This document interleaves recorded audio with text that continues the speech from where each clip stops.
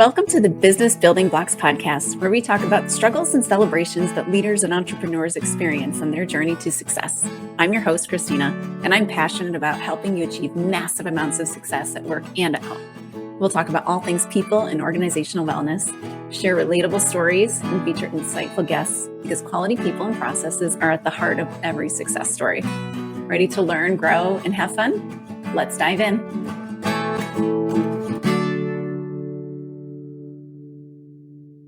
Hello, and welcome to the Business Building Blocks podcast. I'm your host, Kristina Schmitt. I recently did a poll on LinkedIn, and 100% of the respondents agreed that the poll was, what is the hardest thing about onboarding a new team member to your team? 100% of the responses were, I don't have time to train them. Yikes. But when you take a step back and you are really honest with yourself, probably, I know I'm on that page and I know I have fallen victim to it and it happens. But why? Why does it happen? Why do we not prioritize onboarding our team members? And what is the cost of that? So on today's episode, I'm going to talk through onboarding. Everybody's probably least favorite thing to do, we'll say. So onboarding a new team member, what are the costs of not doing it properly and why we want to do it, why we need to do it properly, and give you some tips that you can take away and implement into your onboarding process to make it more successful. And I want you to stay to the end because I am going to share with you something that can really help streamline your process and get your team running even better with your new team member on there. So stay tuned to the end for that. All right, so let's talk about onboarding. We bring a new team member on, and yet we don't have time for training them properly and really getting them up to speed as quickly as humanly possible. Why is that? I know from my own experiences, usually by the time we've hired somebody, we have been either operating without that person or without that role for a period of time, or somebody has exited and, it's like, they're leaving so quick, touch base for one day and, then like move on. We've only got this person for a day. And so, or sometimes it's that no one else really knows how to do the job. I know we had a couple changeovers in our safety department. So when one safety person left and we had to bring a new one on, it was like, no one else really knows the ins and outs of that job, which is a safety risk probably in itself. But there's always something missing because everybody kind of owns their own job. So there's already a challenge there as well. But ultimately, when we don't spend the time training or onboarding our new employee very well, we are missing a huge chunk of opportunity and we are potentially wasting a lot of money and wasting a lot of time and money. So let's talk about the costs. What are the actual costs of bringing somebody on board? So if you're using a recruiter, you're talking about anywhere on the low end from 10 to 15% of their wages, all the way up to 25 or 30% on the upper end, and sometimes even more. You may have signing bonuses. You may have all kinds of things that go on to just the cost of actually hiring the person. So that's money out the door. Boom, you've paid that check.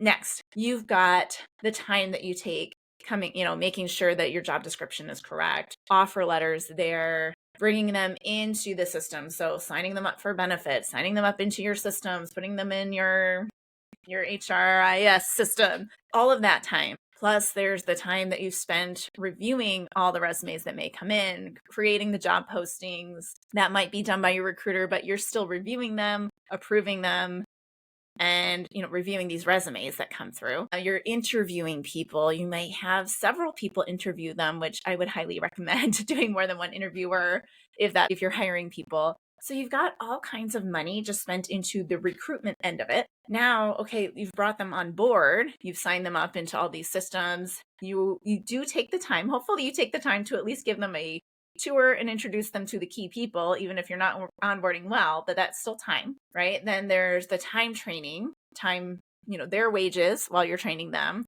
your trainer's wages. So that might be your own. If you're the trainer or the leader, it might be someone else's time doing it, HR's time. You've got, you might have to pay for certifications or additional external training for them. Sometimes there's safety training that they need to go and get.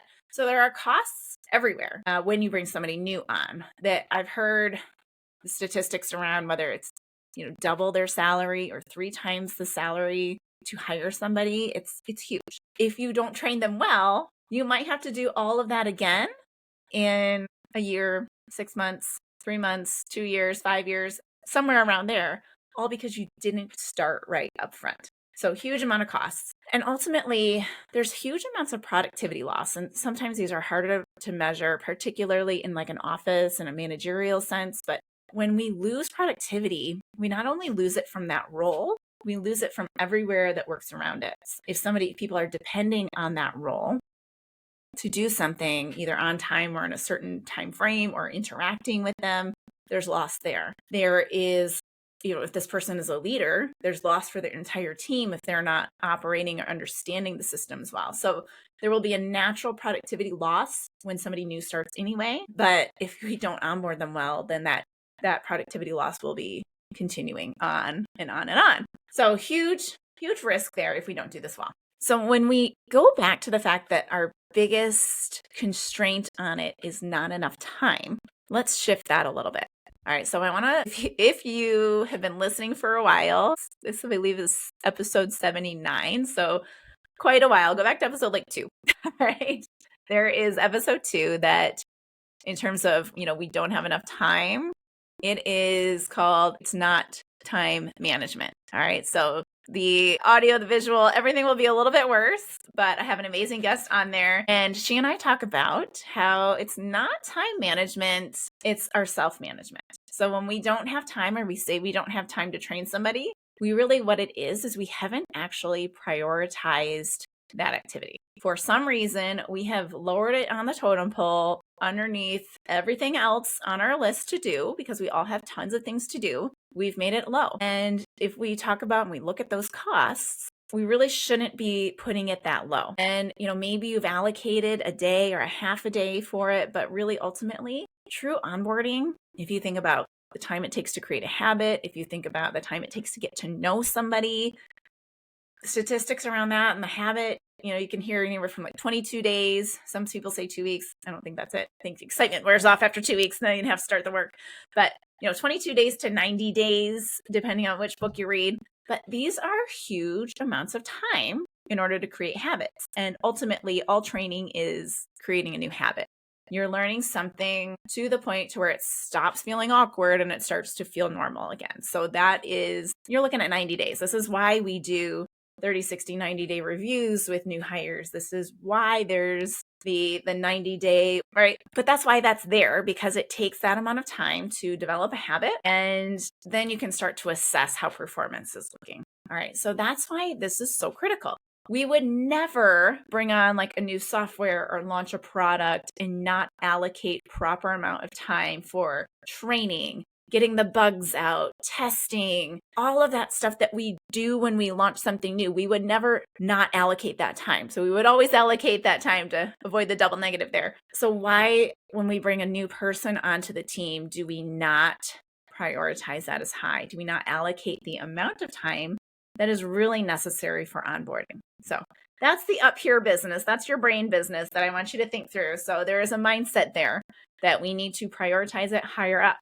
But what are some of the things that we need to do? Okay, so I've got 5 things to remember that are going to smooth out your onboarding process for you. And let's remember, let's review. All right, so the first one to remember is that learning happens slowly and in layers. Think back to how you learned anything, even back in school. You didn't just, let's think about learning how to read, right? No one just gave you a book and said, okay, here's a novel that's 1,200 pages, go read. I taught you the sounds of the letters, you should be fine. No one did that, all right? Nobody has ever done that. What you did, you learned the letters, okay? And then once you learn the letters, you learn the sounds of the letters. Then you started to learn that some letters make different sounds. And then you started to learn that sometimes when you put letters together, they make even different sounds. And then sometimes you learn that all the rules go out the window. If you speak English, especially, all the rules go out the window and anything can make any sound, right? So you start to memorize words, then you start to put sentences together. You understand sentence structure, you understand more words, right? So there are many, many layers that took years to develop. Mind you, we're not learning how to read here. And the theory is that if you've hired somebody, they've got some kind of level of education, and it might be they have learned how to learn. They've learned how to work. They know how to read, typically, we hope. So we have kind of a baseline of learning, but there is still huge amounts of learning to be done, particularly if there's a specific process you want them to follow or several processes I'm assuming that you need them to follow, interactions that need to be done, meetings that are had. So there are tons of things that they're going to have to learn. And I guarantee you, people will not remember it if you show them all in one day. Back when I was a plant manager, we had this huge day one onboarding system that we did. We were like, we're getting them through everything and we're just hammering it out all in one day where, we thought we were hitting all the big things. We had, I kicked it off as a plant manager. I would, meet them. I'd say, oh, hey, I give them this whole spiel on the company, give them some local things that we were doing and, just spend a little bit of time talking to them. Then we'd have quality come in and they give the whole quality process and, they'd even get into how to measure parts and show them all the quality things because we had a unique sort of product and, all that stuff. We had safety come through, all the safety rules, all the special unique things about our plant and our industry and our product style. And then engineering would come through, explain the, the engineering, the science behind everything we did. It was huge. It was awesome. But put yourself in our team, in our employees' state and position. They're walking in, new names, new faces, new location. Think back to when you started a job. I know when I start new jobs, I'm like, oh my gosh, I'm nervous. And who is that? Where's the bathroom? Where do I put my stuff? Logins, systems, acronyms. All of this stuff is just railing at them in the first day. How much do you think they actually remembered? 0, right? They might remember the first thing, and then by the end of the day, it's out because it is exhausting to learn something new. It's exhausting to meet that many new people. It's exhausting to be in a new environment. I talked about this in many other podcasts, but that exhaustion comes in because stress is high. Whether they know the job, they've maybe been doing the job for 30 years somewhere else, and now they're coming in to do it for you, stress is still high. Change causes stress. Stress raises blood pressure, raises heart rates, raises cortisol levels, and makes your body tired. And your new hire is feeling this way. So do not throw everything at them in the first day. Bring them in, have some chit chat time, show them the job, give them a tour, let them meet some people.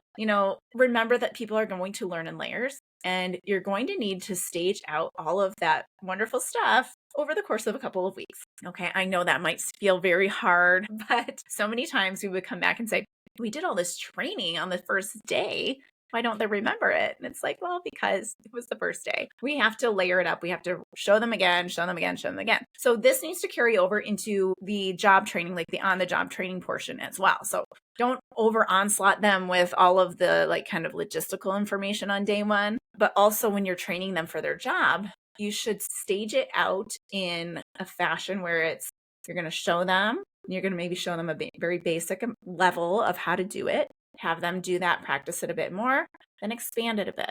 Then show them a little bit more, have them talk to you, ask questions, have them use it, that sort of thing. Structuring your training process so it's in a layered fashion as much as possible is going to be your best way. There is a wonderful organization or process called Training Within Industry. It was actually used back in the 40s when everybody was sent off to World War II. So all the men from the factories were sent off to World War II and they had to bring women and new workers in and train them up extremely quickly how to do the job.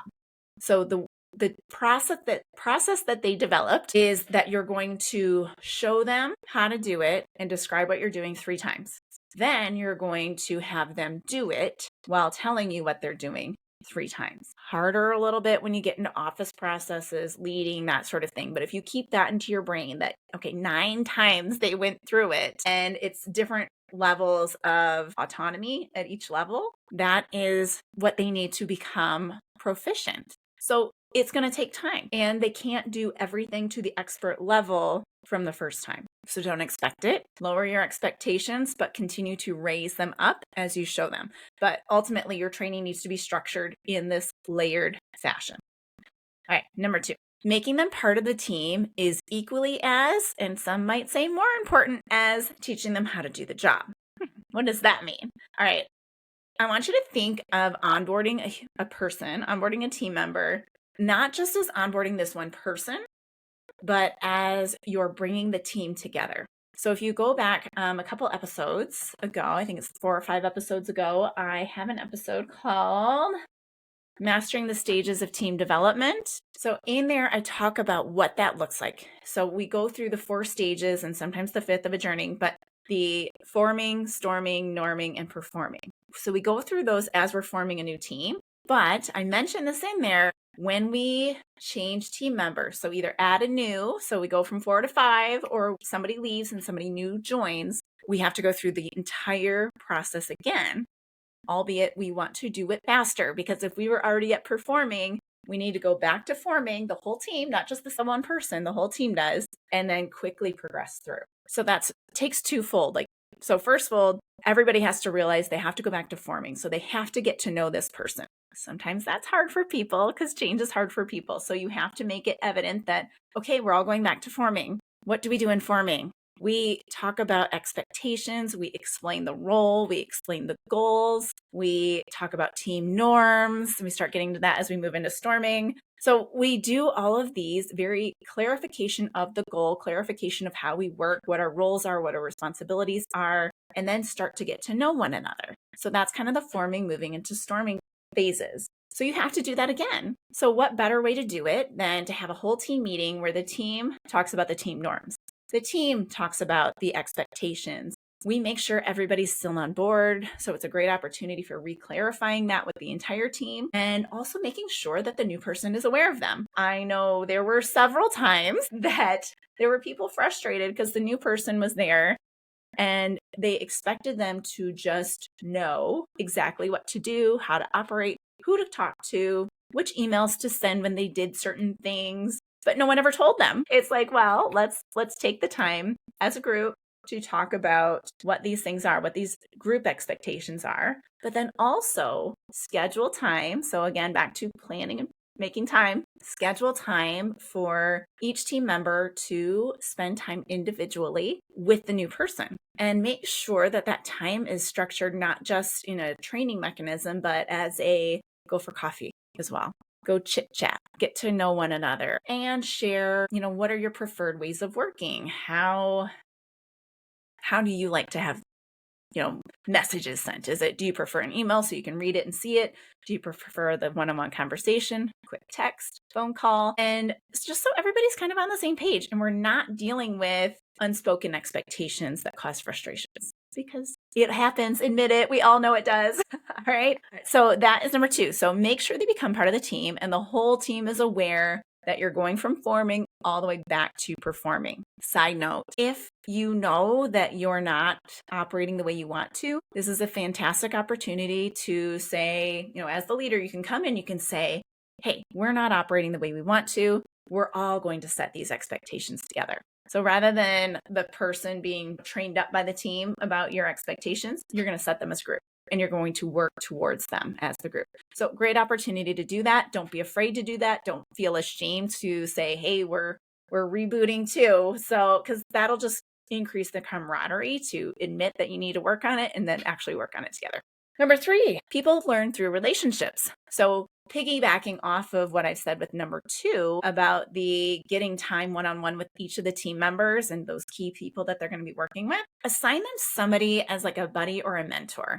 This, I think, is particularly important if this is like a large office environment or a shop floor environment where they might be doing a couple of different things, or they might be kind of seeing a bunch of different experiences that you can't necessarily train up because they're just there. It's really important for them to have a go-to person. A lot of times it can be the manager, but sometimes, like, I always think the shop floor level, we started doing this on the shop floors. We would assign them a trainer that was going to be there 2 weeks for them. And that was kind of their buddy. That was their go-to question person, right? We made sure those trainers knew what they were doing and were vetted properly to give the right answers. But at the same time, it was so helpful for that person to have someone to go to. Hey, I've never done this one before. Can you help me? Or what was that thing you told me again? Like, there is a vulnerability to admit I need help, and having a one go-to person who is a known assigned person, not just the person that likes to talk to them in the cafeteria, is huge. So assign them a buddy or a mentor that is not their manager, that they can have like a peer relationship with, because that'll help them come on board faster. People learn better in those relationships. And when they can feel safe to say, I know you told me, but now I've forgotten it, right? So you need that sort of relationship. So huge benefit to onboarding well. And number 4, I'm going to just call it communication. I will probably say this about everything because all leadership, all relationships in general is all about communication. But this specifically is around touch points and reviews. So these are so critical because, again, this is a new process. If you were launching a new product, you would be watching it like a hawk. If you were launching a new software, you would have data points, you would have things that you're monitoring, you would make sure people were using it. So these check-ins, these informal beginning of the day, end of the day check-ins, how are you doing? How did it go? As well as very formal coaching sessions. I have a couple episodes where I talk about that over and over again, but that sit down time of how's it going? How are the relationships going? What's feeling hard right now? So those times to just spend with you as their leader, as their manager, one-on-one, to say how's it going? How are you learning? And catching things before the formal reviews, which are still important to do, but before those formal reviews, so that there's nothing that is a surprise. The formal review should just be a nice place to document it because documentation is important, and to reassess and readdress. And it gives you a nice, good touch point for that. So I recommend 30, 60, 90-day formal reviews, daily check-ins with the manager, at least the first 2 weeks, right? Like at least the first 2 weeks, and weekly coaching sessions. So I know we said we didn't have enough time, but it's not about having the time, because the time never just appears in our schedule. It always fills itself up. So it's about prioritizing this as a new project, new program, the same as that same level of priority that you would put as something new launching in your business. A new person launching in your business is just as important, and probably more important, because this is a human being we're talking about, right? Prioritize it. Make the time, schedule that time with that person, and also schedule all those key times in everybody else's schedule. And this leads us into the last one, which is preparation is key. Everything I've talked about before requires preparation. You need to kind of know if you're ready to onboard that person. You need to have all their expectations, their job descriptions ready, the training plan ready, the who is training, the when are they training, the what are they training, the going over with everybody that they need to not just talk about their job, but also get to know the person as well.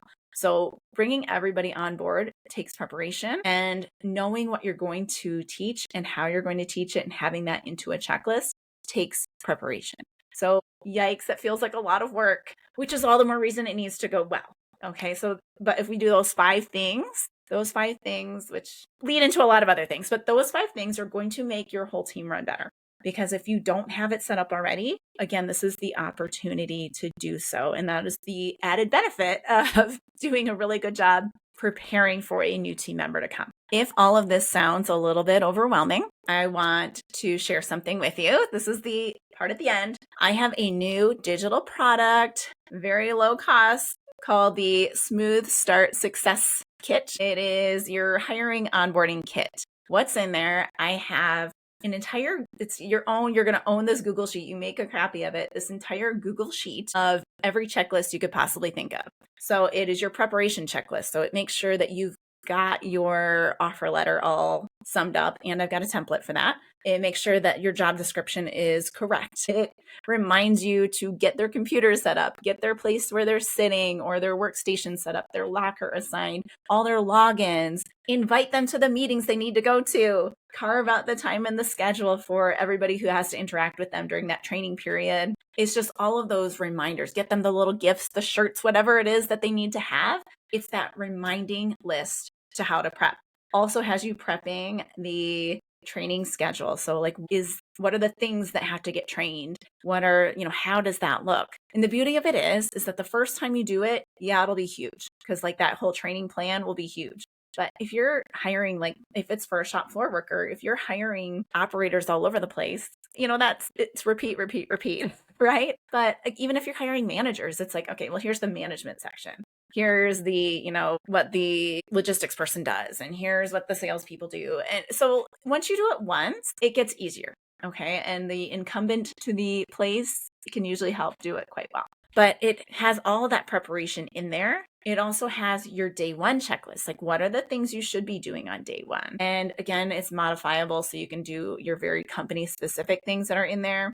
It has a week one checklist. It has 30, 60, 90-day review templates, including the expectations that you should be reviewing them to at each of those stages. So again, we're not going to be perfect. We learn in layers. At 30 days, should be able to do basics. At 60 days, we should do basics plus a bit more, a little complexity. At 90 days, we should be able to do it without too much help, and then only escalating at certain other levels. So it's giving you that level of expectations so that you know with your team how you're evaluating this person. And you're not throwing the baby out with the bathwater and getting rid of them because they're not perfect at 30 days, but you're also holding them accountable to have increasing levels of responsibility through that whole onboarding period. And what else does it include? It's got templates, as I've mentioned, templates for emails to send for announcements, templates for emails to send to the new hire when they arrive, before they arrive, announcements to posts. It's got day one agendas. It's got your agenda for a coaching session. So what should you be chatting about with this person in these coaching sessions? And it's got 11 pages of how to do all of this. So I've summarized some of that in this episode, but it's written down for you to read, to look at, and to learn from. So if this is something that sounds like this might help you, or if you think you've got some new hires starting soon or starting in the new year, you're going to be hiring next year, just hop on my website and grab this. It's $97 US. And it's such an easy fix, and you'll get a couple of emails from me helping you along the process as well. So it will just be a nice package to get you started, to streamline your efforts, and to get it all in one place for yourself. So go hop on over to the website. It's KristinaSchmitt.ca, and you'll find it right there in the Work With Me section. And yeah, it'll also be linked in the show notes and the YouTube description of this episode as well. So if you enjoyed today's episode, please like it and share it with a friend. Send them this, especially if they've got some new hires starting into their business, because just getting this in your head and in your brain and thinking differently about hiring and onboarding people and getting your team running as best as it can, that is just going to help you. It's going to help you as you start your new year next year. It's going to help your business run better overall. All right. So like the episode, share it with a friend, leave a review or a comment on the YouTube, and I will see you on the next episode of the Business Building Blocks podcast. Thanks for tuning in to the Business Building Blocks podcast. If you enjoyed this episode, make sure to subscribe so you don't miss what's next. If you found value in our conversation, please leave a quick review, like, or share. It helps us reach more amazing listeners like you. For more resources and insights, visit KristinaSchmitt.ca, where you can find tools and support to empower your leadership journey. Thanks again for listening, and we'll see you in the next episode.